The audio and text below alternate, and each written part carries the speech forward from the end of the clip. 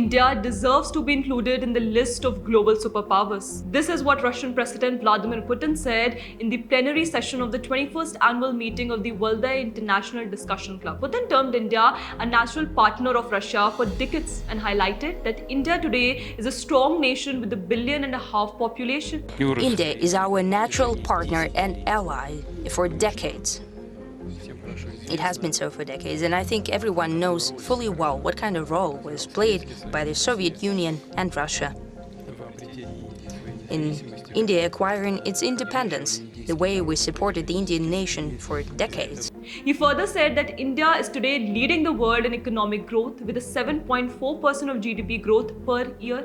Based on this, India deserves to be included in the list of global superpowers. While discussing India-Russia relations, Putin said that the pace of our relations is based on today's realities and the volume of our cooperation is increasing many times every year.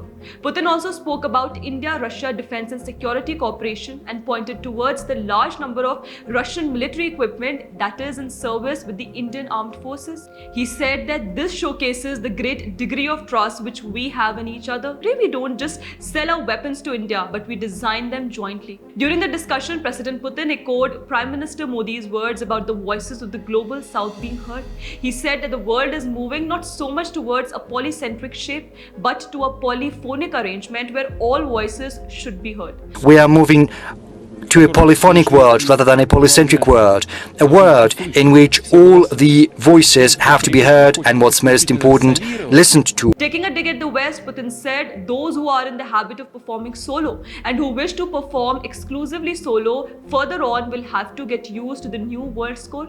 There should not be a situation where the model of one country or a relatively small part of humanity is taken as something universal and imposed on everyone else. Talking about Western sanctions, Putin noted that the world needs Russia. Our opponents assumed they would deliver a crushing knockout blow to Russia, one from which it would not recover, ceasing to be a key player on the global stage. However, the reality is that the world needs Russia and no decisions by leaders in Washington or Brussels can alter that. Our opponents assumed that they would deliver to Russia a devastating blow and knockout, something that it would not bounce back from. It would stop being one of key elements of international system. It's about the reality that we're living in right now, in which the conditions which Russia lives in, and the world needs Russia, and no decisions by Washington or Brussels, alleged masters, cannot change it.